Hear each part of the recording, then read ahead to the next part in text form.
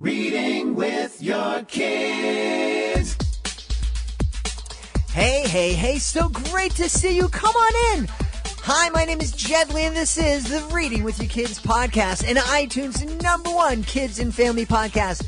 And we're #1 because we have wonderful guests like today's guest. She is a teacher, she's an author, she is a poet, and she's a lovely person. Her name is Shannon Anderson. We've tried to clean it up in post. You may hear me refer to her as Sharon Anderson. She was so polite, she didn't want to correct me. But we've tried to correct it, and please know she is lovely. She's a great guest, and her name is Shannon Anderson.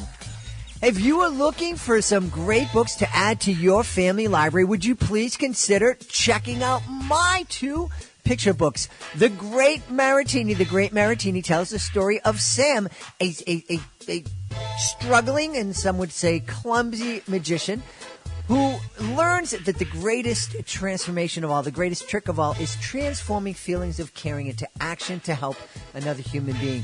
The Great Maritini has been called one of the top 7 books that teaches kids kindness by childrenspublishing.com, and it has also received Story Monsters approval. My other picture book that's available right now is called Real Magic. And Real Magic tells the real story of a day I invited a very, very shy student on stage at one of my educational magic shows. In fact, she was so shy, she didn't want to tell me her name. But when the audience gave her a great big round of applause to make her feel welcome, we all experienced something really, really incredible. And we were reminded that when we help somebody feel welcomed, we help them do amazing, magical things. Both of those books are available on Amazon.com. You can get them as an ebook and also as a print edition. And you can also find both of those books at our website, readingwithyourkids.com. And again, if you are looking for a great children's book to add to your children's library, your family library, please consider Robin Miller's Breaking the Barrier. It is our latest Reading with Your Kids certified great read. Kudos to Robin Miller for writing such a wonderful book that inspires girls to pursue what they love and encourages them to play baseball. We absolutely loved reading Breaking the Barriers. With a beautiful life story, we're sure that this book will inspire girls to believe in themselves and will motivate them to play Little League or whichever sport they may be interested in. Breaking the Barriers is a historical nonfiction chapter book written by Robin Miller. With 11 chapters and 70 pages, Robin's book tells her story playing Little League with boys back in 1975, after it became legal for girls to play in Little League in 1974. This creates an interesting angle for the reader, granting them all access to the history and facts, but also allowing them to understand what was going on surrounding the game, rather than just statistics and figures about what happened. It truly helps the reader feel as if they are at the game. Robin describes how it felt to be one of the first girls in Northeast Queens to brush off society's expectations and step up to the plate to bat in the mid to late 1970s. We really loved Breaking the Barriers by Robin Miller, and we're proud to add it to our Reading with Your Kids certified great read Hall of Fame. Congratulations, Robin. Joining us right now from the beautiful state of Indiana, she is a teacher and she is also an author, and I think she's really combined the two to create this beautiful book called Monster and Dragon Write Poems. Please welcome to the show, Shannon Anderson. Shannon, how are you? Good, thanks. Excellent to have you. Thanks for having me. Oh, you're very welcome. We're very excited. I love this concept, Monster and Dragon Write Poems. Kids love monsters. They love dragons. And I have a feeling they're going to love poetry from this book. Oh, well, thank you. I'm hoping so. Yeah. So tell us a little bit about the book and where you had the idea to write it. Well, I always wanted to write books. I remember even in my high school senior book, I had put that my career goal was to be an elementary teacher and to someday write children's books. And over the last 6 years, I've gotten 6 books published. So this is the 7th. And I generally will try to think of books that kids in my classroom maybe have a need for, or that I think that they would enjoy. And so Monster and Dragon Write Poems is something to encourage young writers. Through the story, Monster and Dragon are writing poems for a poetry contest. And so as you see them write their poems and compete against each other, you get to learn about, how to write a haiku and a diamante, and they try a list poem and acrostic. And so through the story, when you see Monster and Dragon trying them, you're seeing theirs. And then at the very end of the book, it explains each of the forms of poetry so that teachers can then take that and, that the kids in their classroom can then try it. Yeah. Is poetry, and forgive me if this sounds like an ignorant question, but is poetry, is it kind of fading? I know we have rhymes and we have song and we have rhymes and, rappers are rapping and they're talking about their rhymes. But I don't hear much about traditional poetry. Is this becoming a lost art, or is it still vibrant? I think it depends on the teacher. Uh-huh. In Monster and Dragon, none of the poetry is rhyming. It is some of the different forms of poetry. Mm-hmm. However, two of my books, Penelope Perfect and Coasting Casey, are both written in narrative rhyme. And when I share those in my classroom, I talk to the kids about rhyming schemes and the different ways that we can create rhyming poetry. I'm a big fan of poetry. I've always had poetry clubs and creative writing clubs and poetry camps in the summer. So it's something that I enjoy, and it was something that I wanted to present through a book to hopefully get other kids excited about trying poetry. Mm-hmm, mm-hmm. And I'm excited about that because I think it's a beautiful way to express ideas and for kids to learn how to express themselves. And I think the more ways the kids have to express themselves, the better, the more empowered they will be. Yeah. Yeah, it's a great way to give them another way to write. So, in school, so often kids don't enjoy writing. Mm-hmm. There were 4 years that I was a writing coach, and many of the teachers would, when I had to meet with them on an individual basis, and I would, ask what they wanted help with, they said, I just don't really enjoy the writing block, and the kids don't seem to want to write. And so being able to throw in different forms of writing, so it's not just writing a report, and it's not just, writing a formulaic story of some kind, but to be able to be creative with how you're going to express yourself. So, even if you're doing research on a bird, you can still do a poem or a song about it to teach us just as well as, an expository, informative type of writing. So giving kids those options to express themselves in more fun ways definitely helps them enjoy writing more.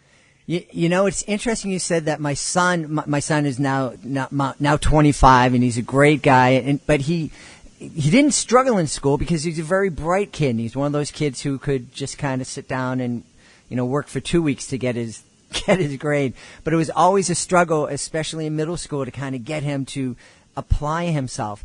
But there's one project that I have such great memories of, and he had to write a report of the Northern Passage. And, and he didn't want to sit down and just write a report. And I think I don't know if he was trying to get out of it, but he asked me, he goes, do you think I could write a rap song about it? And I go, oh, cool. Why not? And he did. And it was great, and he recorded it, and his teacher loved it, and he actually had a great time. So I love that idea of, just giving kids other ways to express themselves, to get the ideas across. Absolutely.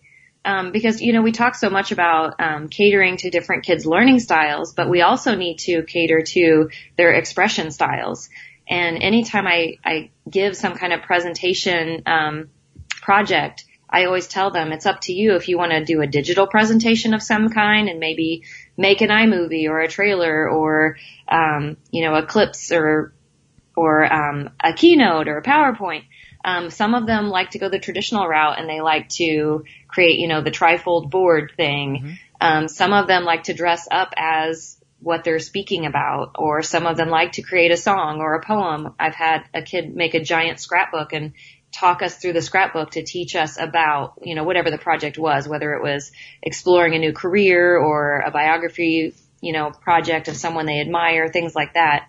But yeah, giving kids that avenue and that creative choice, really amps the excitement for the project. Yeah. One of my kids' favorite projects that I've done the last 2 years, I've been able to secure some grant money, and my students get to create a story, and then I send it off to this place called Student Treasures, and they take the story and they turn it into a hardcover book. So the kids have written the story and they're writing, and they've illustrated it themselves, and then it gets turned into a hardcover book, and if their parents want to order more than the initial copy, they can.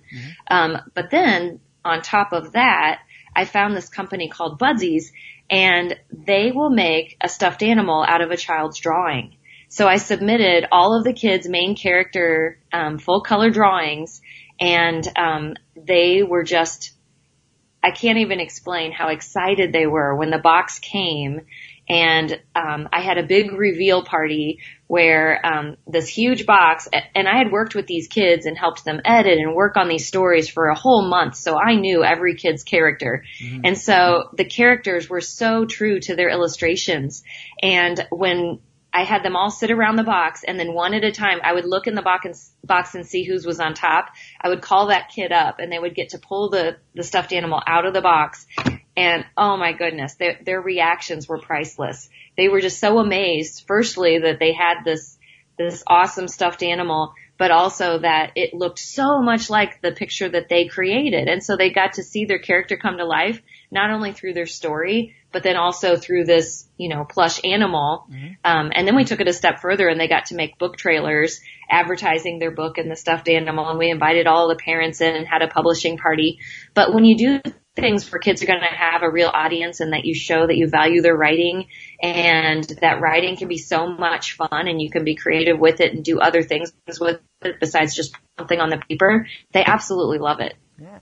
Now, I one of the things I hear from teachers, and my wife is a teacher, and I was speaking to another author who is a teacher in a different state, and one of the things I hear them, one of the things they're frustrated about is just there's so much pressure to teach to the test and prepare kids for standardized tests that the time and the flexibility to be creative and to do really creative things isn't there. Now, are you in a unique situation, or are you just that determined that I'm going to find this time and we're going to make this happen no matter what?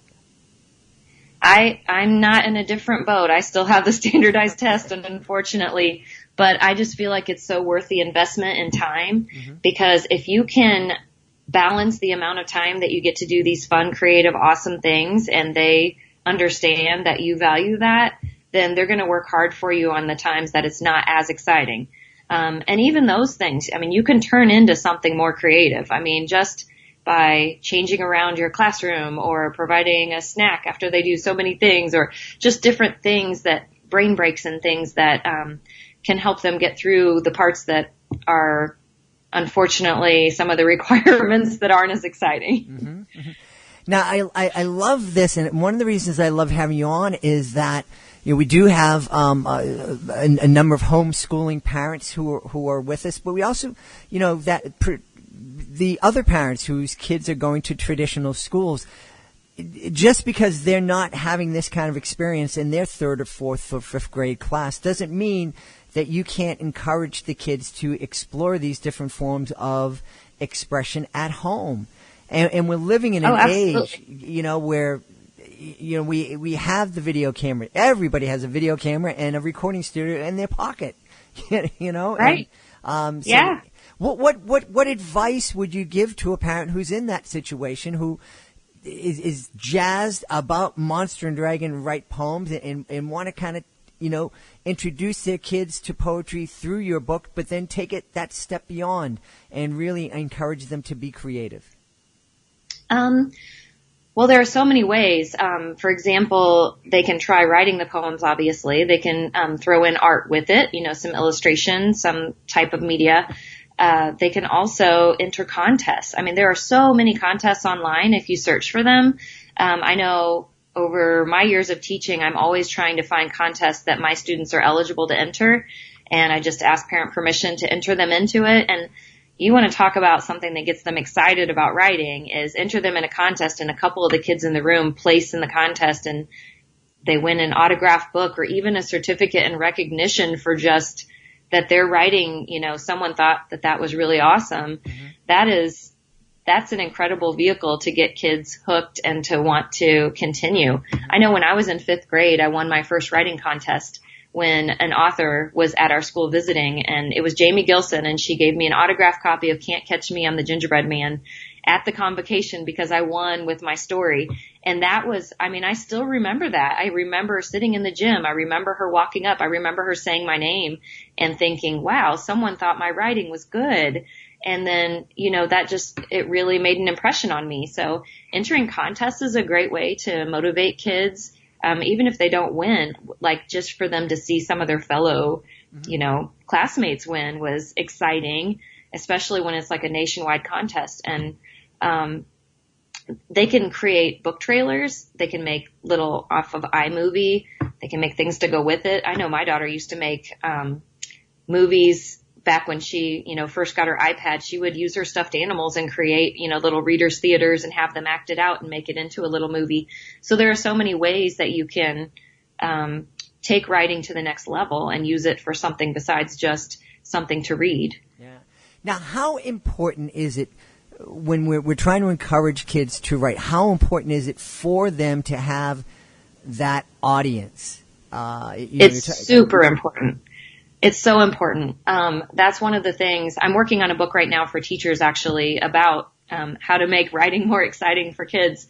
And that is one of my huge pieces of advice is you've got to give them a real audience, because if they're just writing for you, they may love you, but they're not going to work as hard and it's not going to mean as much if there isn't a purpose there. So for instance, when you're doing your persuasive writing, why not have them present something to the school board about a change they want made in the school, or even just presenting it to the principal, or presenting a cause for why they should be able to get a grant for something.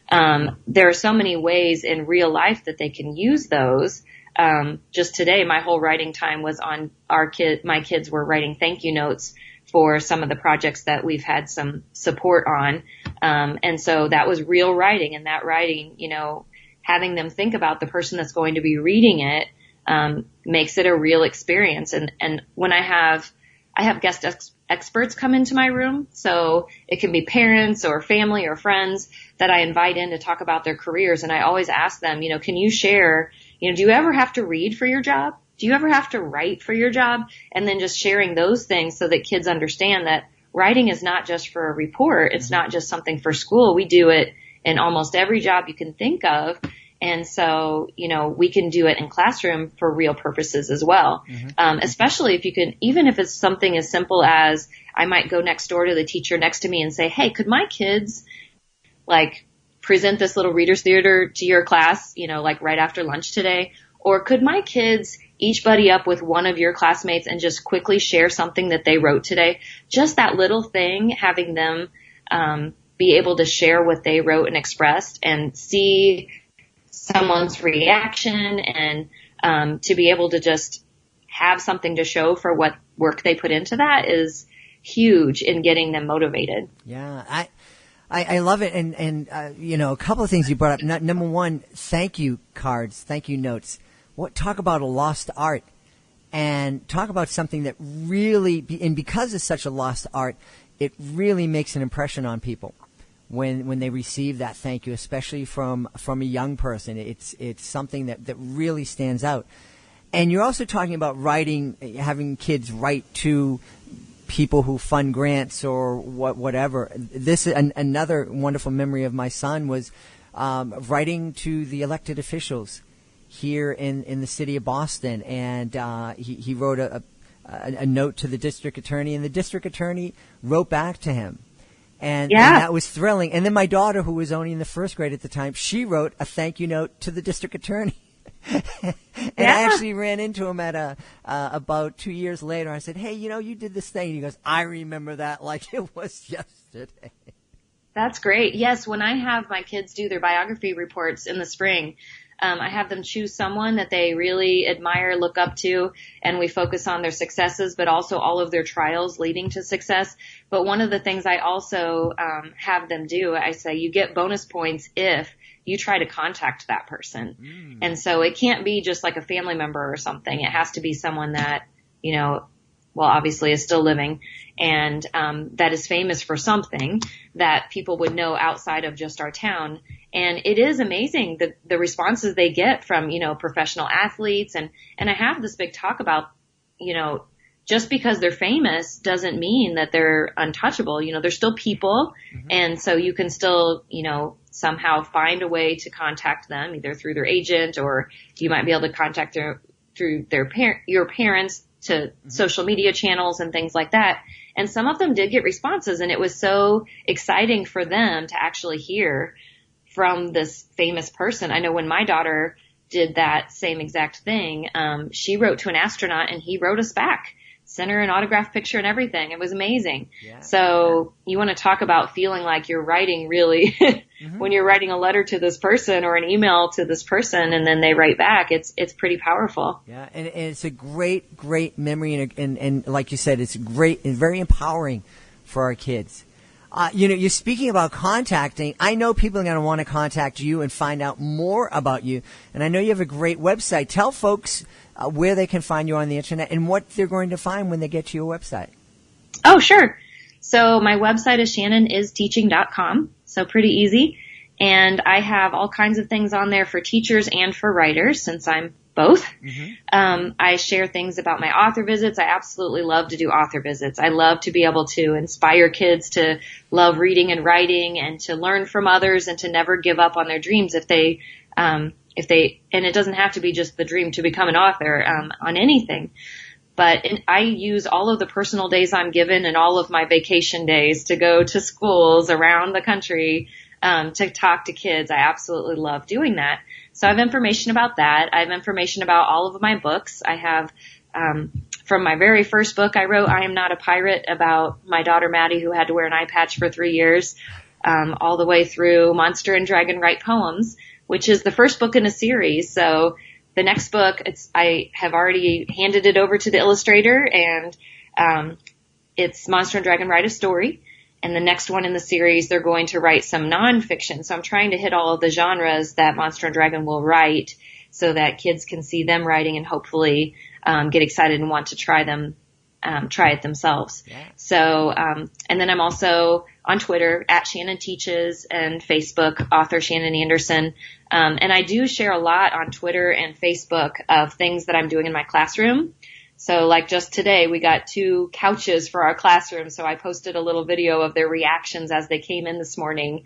And we took a walking field trip to the library and to the police station in town. And so I'm working on a little video clip to show and share what we did with that. But I love sharing with other teachers because I know that's where I get a lot of my ideas, through my personal learning networks on Twitter and Facebook. And that's how, it takes a community to come up with all the good ideas. So I love to get ideas off of there, and I love to equally share them. So, well, we're really excited, and I'm excited because we have a great reason to invite you back when the next book comes out. We'd love to have you come back and continue this conversation. That would be wonderful. Awesome. Our guest today has been the author of the fantastic book, Monster and Dragon Write Poems. She's also the driving force behind her website, ShannonIsTeaching.com. Shannon Anderson, thanks so much for being here with us today. Thank you. Please be sure to join us for the next edition of the Reading with Your Kids podcast. Our guest will be Bruce Weinberg. He is a lot of fun. You're going to love meeting him. Hey, earlier in the day, we gave a big shout out and a big congratulations to Robin Miller. Her book, Breaking the Barriers, is our latest Reading with Your Kids certified great read. You have a great book. As an author, you love writing a book, but marketing can be so very, very difficult. There are so many great books out there. How can you very, very quickly communicate to a parent, to a grandparent, to an uncle and aunt who are traveling through a bookstore looking for that perfect gift? How can you communicate very quickly that your book is one that they should consider? Here's the answer. Be a Reading with Your Kids certified great read. It's really a simple process. You submit your book to our panel of evaluators. That panel is made up of educators, parents, and kids. If they believe that your book is worthy of 4 or 5 out of 5 stars, your book becomes a Reading with Your Kids certified great read. And with that status comes some great tools to help you market. Number one, you get that shout out here on the podcast. Our podcast is heard by thousands of folks all around the world. We also give you shout outs to our social media followers. That's over 30,000 strong. You also get these really cool Reading with the Kids certified great read seals of approval, stickers for the front of your book or the inside of your book or wherever you want to put them. And you also have the right to have that image printed on your website on future editions of the book. You can use it in marketing the books. It really is a wonderful way to help your book stand out, and it really is an affordable way to get that extra visibility for your books. Dr. Lynn Mubarak credits the Reading with the Kids certified great read status that her book received as being instrumental in her book being nominated for a number of other awards. And Kimberly Ballou, her book, When Dante's Father Went to Prison, that was discovered by an association of librarians that serve at-risk youth and families, and they put her book on their recommended read list or recommended buy list. We would love to help you help your book stand out amongst the crowd because this is worthy of it. You've written a great book. You can find out more information at our website, readingwithyourkids.com. Hey, we want to thank Shannon Anderson today. Shannon Anderson for being our guest. She was such a great guest and so sweet being here. Check out her book. You really want to check out her book, Monsters and Dragons Write Poems. We also want to thank you. Thank you for taking the time to join us today. And as always, thank you so much for helping to make the world a better place by taking the time to read with your kids. I'll be looking for you in the next edition of the Reading with Your Kids podcast.